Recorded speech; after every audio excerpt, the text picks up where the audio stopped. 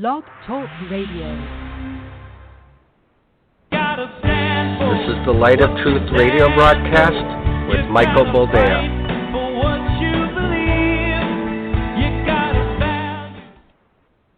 All right, welcome to the program and thank you for joining us. This is the Light of Truth radio broadcast. I am your host, Michael Boldea, and surprisingly, for myself and likely for you, we are live this evening. That's right. We are L-I-V-E live. It wasn't really planned. I was going to record today a little earlier, but one of the kitties has a little bit of a fever, so we had to stay home with her. My wife had to go to work, and so we postponed recording and finally said, all right, I'll come out and do it live. So here we are. Today is July the 23rd, 2020. And don't you miss the days when you could, intersperse some good news in with the bad? Weren't those the good old days? Wasn't that fun? Where we had a lot of serious topics to discuss. We had a lot of serious topics to delve into and talk about. But there was also some levity. There was also some hilarity. There isn't much levity to go around, is there? Even though we weren't here last week, because I do believe that having you hear the message for America for yourself, having you hear the message for America as it was delivered some 25, 30 years ago, was important and is important, because there's a lot of people trying to put words in my grandpa's mouth for better or worse, and I was there. I was his translator, and the best way to do it was play an old clip from when he was alive, from when he was preaching, and when I was translating for him. So I decided to do that last week because we're living the times which were foretold do some math, almost 40 years ago. We're also living times that Jesus spoke of 2,000 years ago, so it's not as if, we didn't know these things were coming. But as I heard somebody put it recently, and it was a smart way that they did it. It's not that we didn't see it coming. We didn't see where it was coming from. So this is where we are. It's looking more and more like civil unrest is being encouraged and is being bolstered and is being even financed by certain nefarious agents and agencies. And it's also stunningly obvious that elected officials weren't elected for their IQ points. They weren't elected for their smarts, as the kids like to say. These people were elected because they're line towers. They toe the line. They do what they're told. Even if it ends up destroying their cities, even if it ends up destroying their states, even if, suffering extends to more and more people. I honestly don't think they care. I've been promising to get into 1 Samuel 17 for some time now. I kept putting it off because, there were things to talk about. There's things to talk about this week too. But we're at least going to attempt to start dissecting a little bit of 1 Samuel 17, because there's a lot of wisdom to unpack in that just that one chapter. I mean, if you are given to meditation, if you are given to introspection, if you are given to reading a verse and just being still for the span of 5, 10, 15 minutes and letting that verse take root in your heart and see what flourishes, what comes out of it. It's one of those amazing chapters in the Bible where you see the depth of God's Word, and it humbles you and it leaves you in awe. This past Sunday, I'm thinking back on the time, because honestly, people are losing weeks and days and months. Nobody knows. We still know we're in the year 2020. That's pretty much everything everyone knows, because it's something nobody wants to relive. It's been such a heinous year for the first 7 months or so that people are like, we're going to remember this year. We're going to be groaning 2020 on our deathbeds 40 years hence. And it's probably true. But other than knowing the year, very few people they don't care anymore. They don't care what month it is. They don't care what day of the week it is. They don't even wonder if they're wearing a fresh pair of underwear. As long as they're not stinking, people seem to be okay with themselves. And now, they say that the sense of smell is one of the things to go as a symptom of the coronavirus, something so horrible that you need to get tested in order to figure out whether you have it or not. Don't even get me started. We deserve it. I've said it. I'll continue to say it. We deserve every ounce of this, because we've become that lazy generation. We've become that indifferent generation. We've become that lethargic generation. That apparently nothing can wake us from our slumber. So we're just going to sit in our basements with our masks on, because apparently Florida's saying now, even if you're indoors, even if it's just you and your family, better keep that muzzle on, kid. So we're all going to be in our basements wearing our muzzles, not letting enough oxygen get to our brains. And once in a while, when the pizza delivery guy drops off your pizza at the front door because it's contactless, you go and you push your mask a little sideways. You sort of stuff a few slices of pizza into the side of your mouth. You swallow once, and you go back to the basement and put that mask on, because boy, oh boy, this thing is so horrendous that 99.5% of people survive it. So you better take precautions. You better be safe. Better safe than sorry. Well, we're already sorry, and we're not safe. So where does that leave us? Because we're just a sorry clod of people, man. And these people, the little pseudo-tyrants in power, see how little pushback there is to their idiocy, and so they just keep ratcheting up the stupid. That's all they're doing. We can talk about this for long and long. I can go on for an hour and then say goodbye. But I do want to read at least the first verse of 1 Samuel 17, because I've been called on the carpet. People have said that I don't keep my word, because I was going to talk to you about David. I was going to talk about the Philistines, and I was going to talk about Goliath and all that. And I keep pushing it. Well, we are pushing no longer. There you go. I'm going to read the first verse, probably go off on a rabbit trail for the next 40 minutes. But hey, we've got next week and the week after. So we will get through at least the first, 15 verses by the end of 2020. I promise.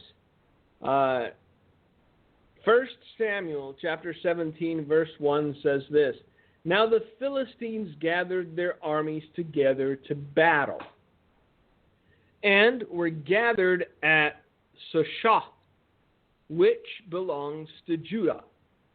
They encamped between Soshah and Azekah in Ephes Damim.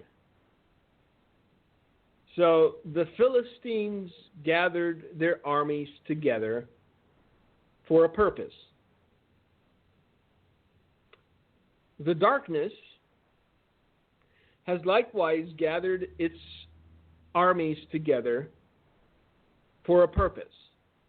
And if one thing has been made abundantly clear over the last few months, it's where the battle lines are and who is on which side. And that's a very important thing to be aware of. It's a very important thing to know. It's a very important thing to acknowledge. The enemy has gathered his armies, and he has gathered them to battle. This is the one thing that you have to grudgingly respect about the other side. When they even feel, it doesn't have to be proven, it doesn't have to be demonstrated, it doesn't have to be etched in stone. When they even feel like they have a semblance of an advantage, they push that advantage to no end because they showed up to battle. Just as the Philistines gathered their armies together to battle, the darkness has likewise gathered its armies together to battle. The devil understands the times we're living in better than most Christians. I'm going to let that sit there. In fact, I shall repeat it. The devil knows the times in which we're living. He acknowledges the times in which we're living. He understands and perceives the shortness of the times better than most Christians. And this is why, for the most part, the enemy is making one big final push. And as I said, if there's one good thing to come out of all this chaos, is that the lines in the sand have been drawn and you can perceive, you can know, you can see. It doesn't have to be a hunch anymore. It's obvious as the sun in the midday sky what side certain people are on. To that end, I was reading this, and again, levity is in short supply. So you have to get it where you can. And I did crack one smile today, and that was when I read that the mayor of Portland, Oregon, joined the violent protests. I didn't stutter. Hello? I didn't stutter. He joined the violent protests. This is the mayor of Portland, Oregon.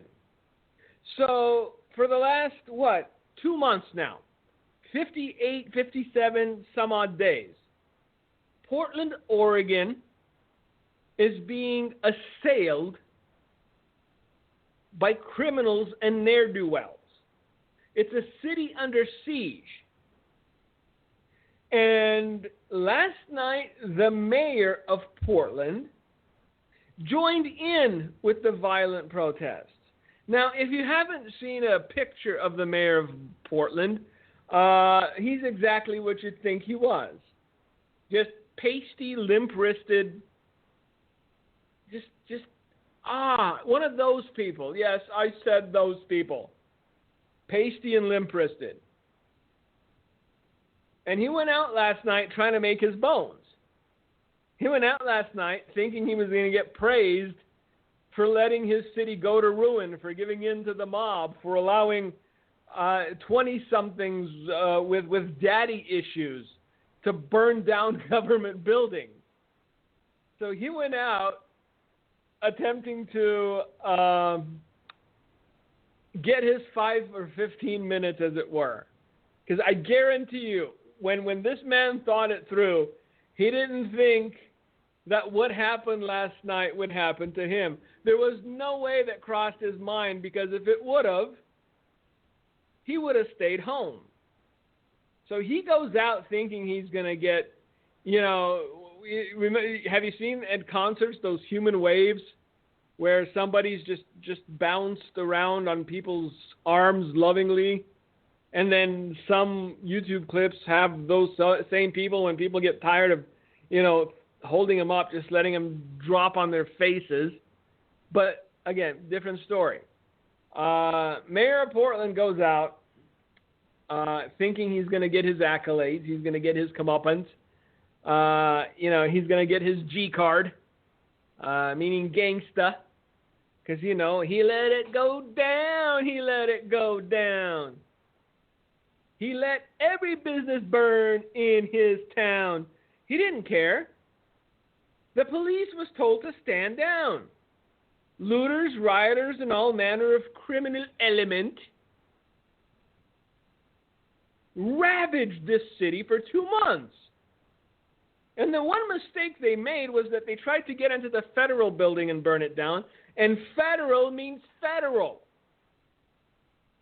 So for all you quasi-prophets with a chip on your shoulder about Donald Trump, he sent in the troops to protect federal property. He sent in the troops to protect federal buildings. Because I'm seeing, you know what? I'm not even going to point anyone out. Because I'm still a nice guy. With everything going on in the world attempting to sour my mood, attempting to harsh my mellow, I'm still a decent guy. I'm still a nice human being, so I'm not going to call anyone out on the carpet. Let me just say this, however. This is not Nazi Germany, and these are not the Stasi. Or, it's not Kristallnacht. Grow up. All right? Before you make me say things that, you know, will put us at odds with each other, because I know you listen to this program. Most every pseudo-prophetic voice does, because they're hoping to get a nugget that they can, you know, redecorate and make their own.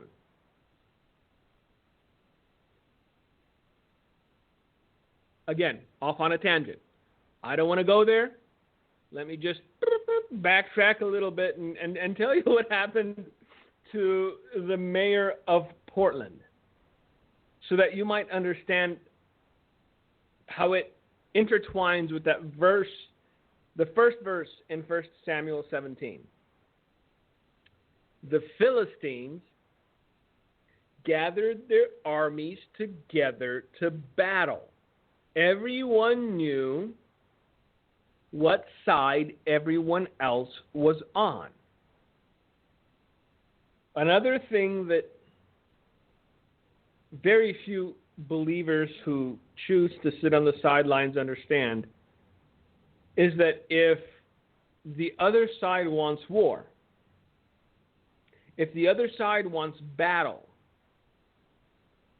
then you only have two options. Array your own armies in defense, or surrender. Wave the white flag, bend the knee, kiss the feet and the boots of whoever walks by and says, "Kiss my feet." And that's it. You've surrendered. But neutrality is not an option when the other side wants war. The Philistines gathered their armies for a purpose. They gathered their armies together to battle. Now, anyone that gathers an army to battle does so with the expectation of victory, of vanquishing their enemy, of subjugating their enemy. The Philistines had no intention of beating the snot out of the Hebrews, and then once they lay bleeding, go, okay, I guess we've proven our point. Can we call a truce now? That's not the way it works. That's not how battle works. The darkness has gathered its armies for battle.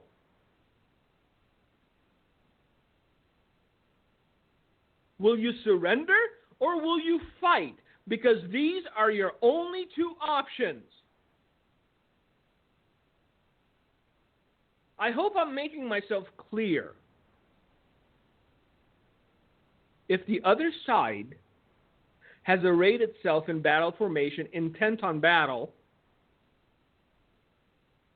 then whether you want it or not, the only two options afforded you are surrender or to defend yourself, to go to war. Now, back to the Portland mayor. He is a man who has chosen his side. He has chosen the side of anarchy. He has chosen the side of criminality. He has chosen the side of those who throw firebombs and try to crack cops over the skull and set buildings and businesses on fire. That's the side he chose. He didn't choose the side of his constituents. He didn't choose the side of his voting base. Or maybe he did, because his voting base is probably as lunatic as him. But he thought he was going outside last night to glory in the praises of those he had allowed to destroy his city for the past 2 months. Instead, not only did he get booed by the anarchists, he also got tear gassed by the feds. And that is what made me crack a smile this morning. The man is an absolute doofus, and he deserves it. And I hope his vision is blurry for some time, because he went out with the specific purpose of just being awash in praise for how open-minded he was, for how he understood the plight of the young men who would stab you in the throat for a pair of Nikes. Because he's cool like that. He understands, man. He was going out there to feel the vibe of the people and for the people to go, oh, what a mayor we have in Ted Wheeler. And instead, he got booed by him. Because Ted, good buddy, they have no use for you anymore. You let them run amok for too long. They don't want to share power. They don't want a truce. And right now you reveal yourself for the human piece of garbage that you are. And so you can't come back to any side now. You are a man without a country, Ted Wheeler. The anarchists don't want you. The feds done gassed you. But that's what you get for being an idiot.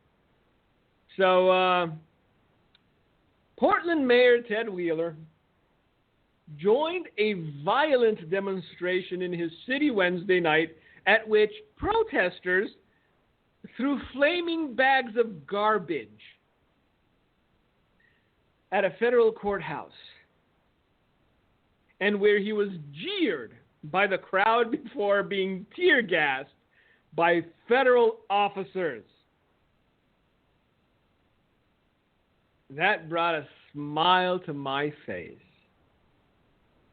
because the useful idiots don't understand as yet that they will be tolerated only insofar as they are useful. This is an attempted overthrow of a constitutional republic. They're not interested in an armistice. They're not interested in shared power or whatever else you want to call it. They're going to try to push their advantage. And I say this with a heavy heart. God help us all if they win. Because I guarantee you, my name, your name, and the name of many others are on a list somewhere. And if they, for an instant, believe they have the upper hand, they will retaliate. They'll try to get even, because that's what Philistines do. They gathered their armies together to battle. There was no desire for diplomacy. There was no desire to sit down at a round table and discuss it.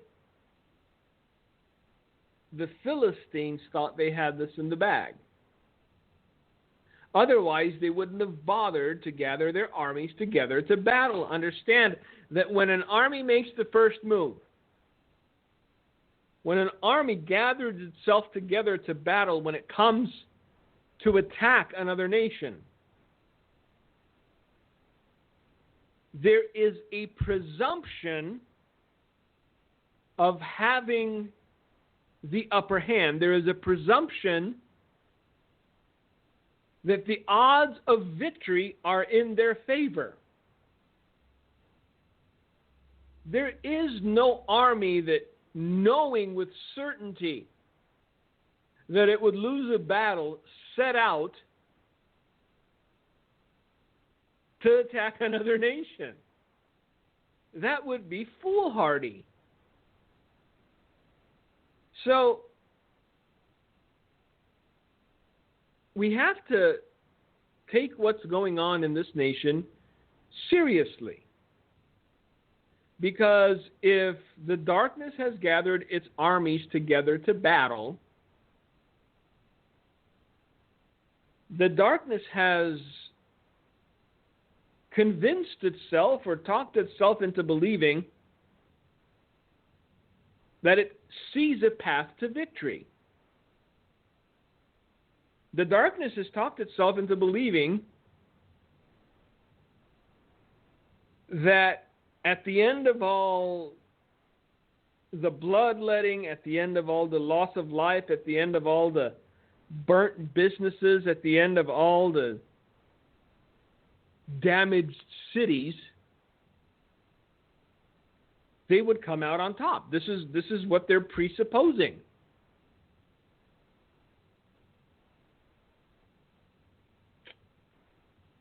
And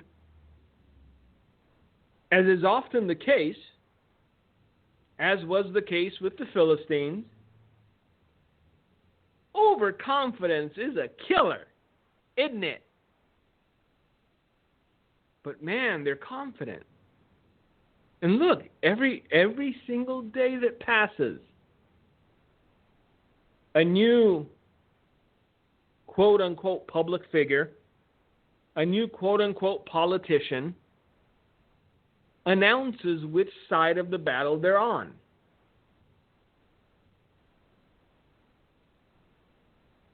And again, some of these people are zealots. Some of them are like the Islamists who will strap a bomb vest on their child and send them out to say hi to the soldier, then detonate their own kid.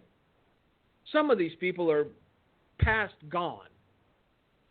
They would do literally anything if it meant getting what they want, which is power. But there are others who are more cunning than them. There are others who are using the anger and the zealotry of these people to further their agenda. And if those people thought that this was a lost cause, if they thought there was nowhere to go but down, they'd cut bait and run. But they're not.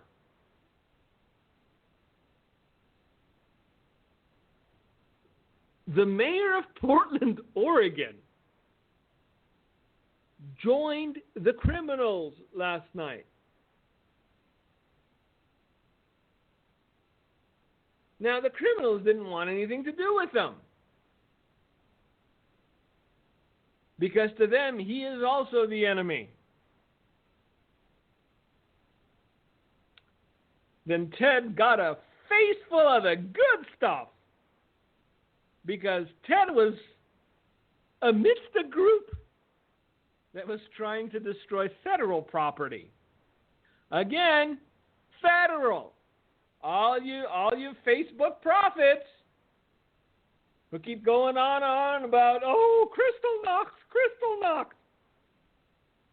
I'm going to call you retarded because it's now an offensive word. But control yourself. Before you make me say everything I'm itching to say. Control yourself. Nobody's getting black-bagged. Federal buildings are being defended by federal officers. But Mayor Ted Wheeler is demanding that they too leave or stand down. I wonder if he's singing the same tune today. Because he was rejected by those he was trying to please. He was rejected by those he believed would praise him to no end. Now, we're going to get back to 1 Samuel 17 at some point. Perhaps today, perhaps not. But it's going to be an ongoing thing because, again, I'm a man of my word. And for those of you that are thinking of testing me, Facebook prophets, just remember that. I'm a man of my word. So, discuss two things that we talked about some time ago. It must have been 3 months. 4 months maybe. I don't know. It was right after this whole nonsense started. Remember, 2 weeks to flatten the curve. You remember that? I do. We need 2 weeks to flatten the curve. It's the end of July. This started in March. I'm no mathematician, but I think it's more than 2 weeks. So we're beginning to see a trend now as to the collateral damage that will begin to just grow exponentially. We're seeing causality taking place. And the first thing is there is an uptick in people who have permanent damage due to delayed care because of fear, because of the coronavirus, because their hospitals were shut down. And we're only beginning to see the tip of the iceberg for this. I was having dinner with some friends last night, and we discussed how many suicides do you think occurred over the last 3-4 months out of just sheer hopelessness? How many people overdosed on pills? How many people overdosed on fentanyl? How many people drank themselves to death because their life was so bleak due to what we've done to this nation? Now, I'm sure that their death was written up as a COVID death, because apparently all deaths are nowadays.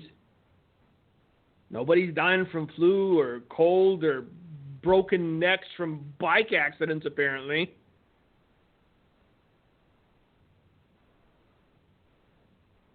And at some point, rational, reasonable human beings have to ask themselves, why this constant need to keep fear ramped up to 150? Why this constant need to have some sort of just cataclysmic bad news every single day? Not one day over the last 3 months has there been a moratorium on how many new cases, how many new deaths. It's the end of the world as we know it, violins.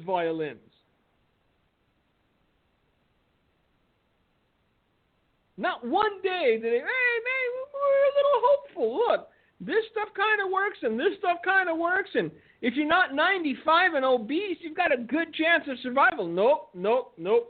We all gonna die. Now, you can choose to do the responsible thing and die in your basement with a mask on. Or you can be selfish and go outside and try to see a sunset over the beach one last time. Shame on you! How darest thou, sir, endanger mammalian life itself by going on the beach to see a sunset? Now, if you happen to be protesting with a fist up in the air trying to burn down federal buildings, well, you're not going to catch the virus. So go on with your bad self. Protest away. But no, if you're a law-abiding citizen who just wants to take their kid to the beach, well, you're a monster. You want grandma to die. You want to kill the dolphins. We should arrest you and put you in prison. Lord knows there's plenty of room because we've let all the prisoners out so they wouldn't catch the virus. You see where this is going? Not yet? You will. You will. Because at some point, sooner or later, as much as we would want to pretend that the Philistines have not gathered their armies together to battle, all we have to do is open one eye and go, uh-oh, still there. They're still there. Imagine all the people of Judah, huh? Are they gone yet? Nope. Still there? Yep. What are we going to do? Oh, let's ignore them a little while longer.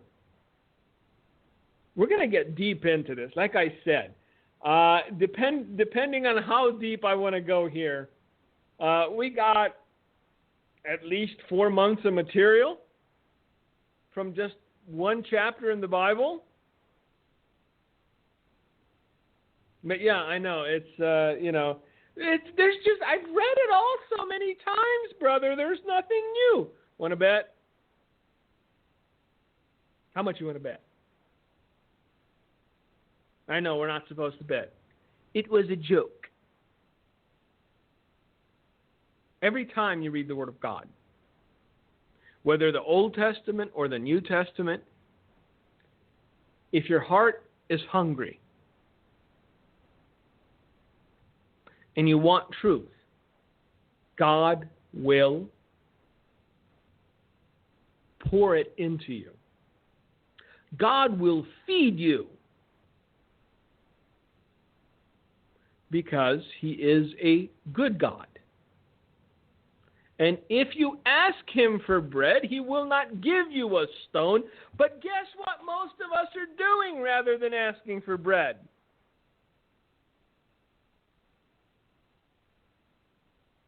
We're trying to figure out what QAnon's going to do or say. Q who? Look, do I need to? At this juncture, really, do we need to talk about this? Because between the vaccine being the mark of the beast and QAnon bringing back John F. Kennedy Jr., my dance card's a little full. And I don't even know how to dance. So imagine how much wiser we would be if instead of attempting to dissect the lunacy of people living in their basements eating Cheetos in their underwear, we went to the Word of God and started reading it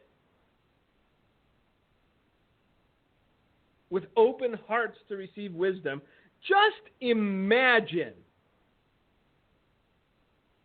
how much wiser we would be.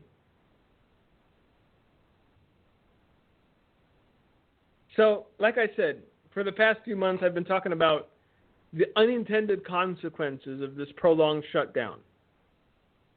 And now we are beginning to see the ripples of it. You're not even seeing the shark fin yet. We're just beginning to see some ripples in the water. And a doctor was interviewed on the radio this morning, and he said there are people that are suffering from long-term negative effects of other medical problems because they're afraid to go to the hospital. Some having even had strokes and heart attacks. So the media has done such a comprehensive job of sowing fear into the hearts of the average citizen that though they may have had a stroke or a heart attack, they still won't go to the hospital out of fear. The doctor goes on to say that he's had someone with an ankle fracture and dislocation that didn't dare to come into the hospital because they were afraid. And because they delayed it for so long, they're going to have a destroyed ankle forever. They're never going to walk right again. Because Don the homosexual Lemon and his counterpart Anderson the homosexual Cooper and most of the talking heads on television take great glee and delight in telling you, you's gonna die. Look at the numbers. You's gonna die. We all die. And yet, deaths are flat. How can that be? Because, man, people testing positive through the roof. They're not saying that they're testing more people, though. That's the one little, nuance that they're leaving out. We won't tell them we're testing more people. We're just saying there's more positive tests. Don't let them sow fear into your heart. Because perfect love casts out fear. So you can have one of the two. You can have the love of God, or you can have fear. The two cannot coexist in the same heart. I know I'm getting a little preachy, but allow it. Let me have this moment. I was in Michigan this past Sunday morning, and I preached for the first time in, it's at least 6 months. For the first time in about 6 months, I actually preached to a crowd. I have the radio program. I do this. I write. I've filmed a couple of videos, but it's not the same thing. Anybody that has preached either once or 1,000 times knows that it's a different feel when you have a live audience and when you're just talking into a camera. So we were there this past Sunday morning. It was a church that never closed down, even though they were in Michigan, and that earned my respect, and that's why I went out. But Gino has put the sermon up on YouTube, so go to the Hand of Help YouTube website and find it, because I think there were a few nuggets of wisdom, sprinkled in there that should give you reason for a little contemplation, a bit of food for thought, if you will. Now, this doctor continues, and he says he has a patient with a dislocated finger that waited till it was impossible to relocate the finger. So they're going to have long-term consequences. There are people suffering in silence because they're too afraid to come out of their basement. There are people suffering in silence because they're too afraid to stand up for themselves.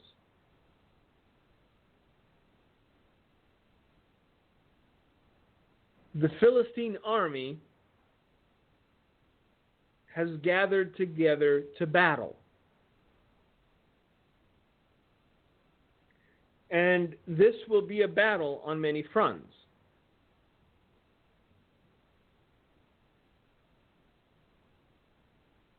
Now, the one thing that's keeping a great majority of people quiet today is the same thing that kept Saul and all of Israel quiet when they heard the words of Goliath. They were dismayed and greatly afraid.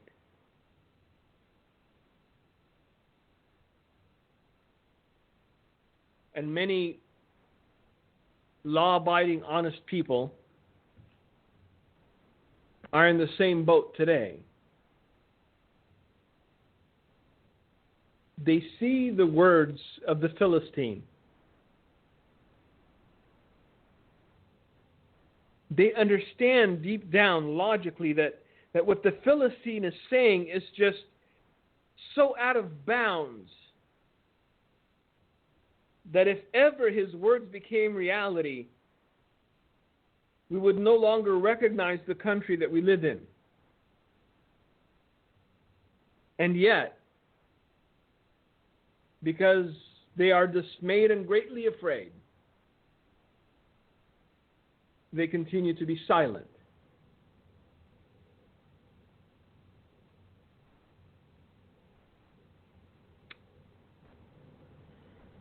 Where we go from here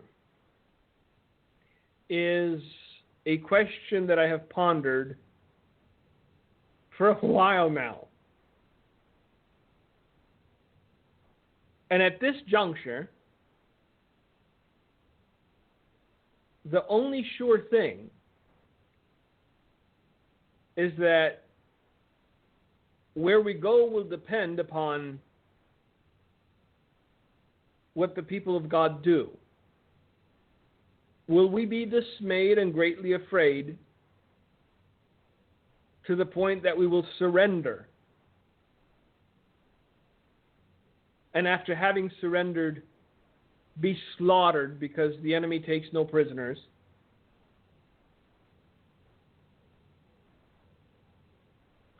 Or will we make a principled stand?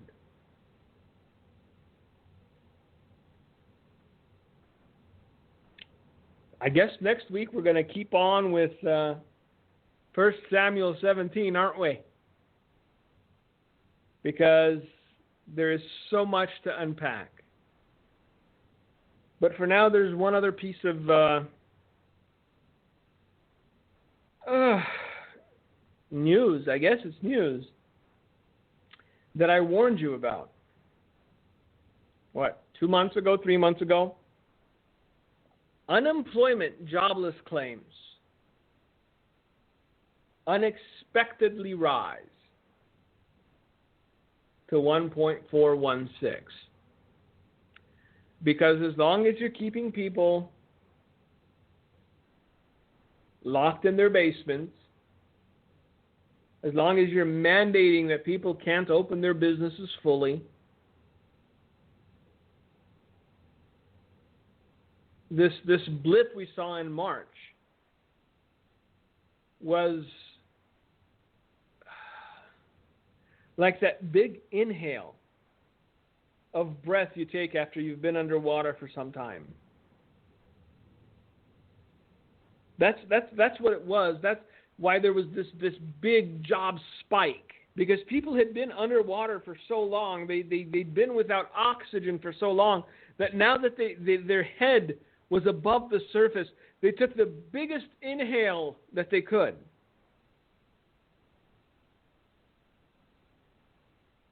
But you can't keep breathing like that in perpetuity because you're going to get lightheaded. So they started breathing normally again. There are forces which have aligned themselves. There are armies that have gathered together to battle. And as far as one side is concerned, my friend, all you are is collateral damage. They don't care that you lost your job. They don't care that you lost your livelihood. They don't care that you lost your business.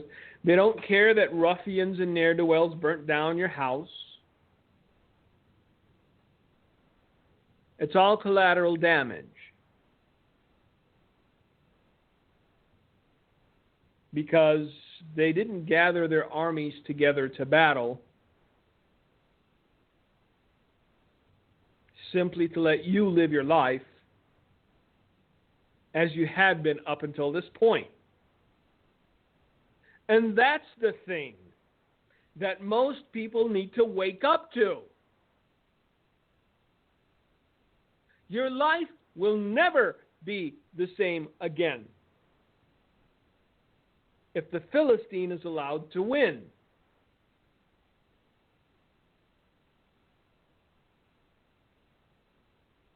It's not as though that once they win, they're going to come and try to shake hands. That whole idiocy about bipartisanship is a one-way street. When they're in the minority, that's all they scream about. Bipartisanship, we need to be a bipartisan Senate. But man, once they get the majority, what was it good old Barack Hussein Obama said? We won, you lost, get to the back of the bus, and he shut up. And I know why I'm saying these things. Because there are still believers who shrug their shoulders and say to themselves, well, it can't be that bad. They can't really let this go on that long. Allow me to refresh thine memory. Portland, Oregon has been a city under siege for 60 days or close to it. And last night, the duly elected mayor of Portland, Oregon, joined in with the arsonists and the vandals and the looters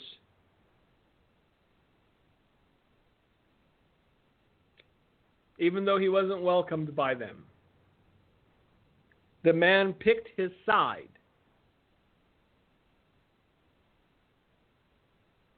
Have you picked yours?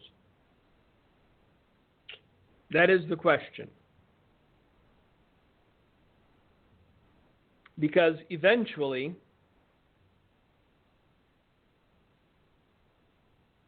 the Philistines will begin to advance. If there is no David,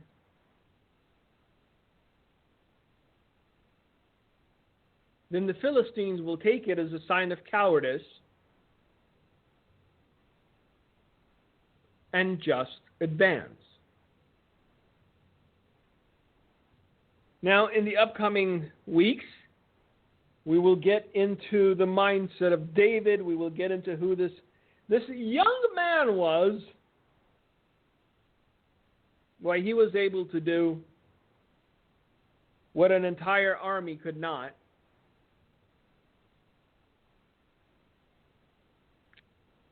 And how God expects nothing less of you. See, because David never walked in his own strength. He never walked in his own might. And to hear Goliath spew the words that he spewed, David took it as an affront not to himself, but to the God that he served. I'll leave you with that one for tonight, because to unpack any more would be to overfeed you. And then you'll get the tummy ache, and you're going to need the Pepto-Bismol. So we will end it here for tonight. I thank you for joining us. Thank you for listening. Thank you for your prayers. And be wise, especially now, especially in times such as these. Be wise. Be vigilant. And do not let fear warm its way into your heart. Gino, if you're there and you've got anything to say, the floor is yours. God bless. All right. Thank you, Michael.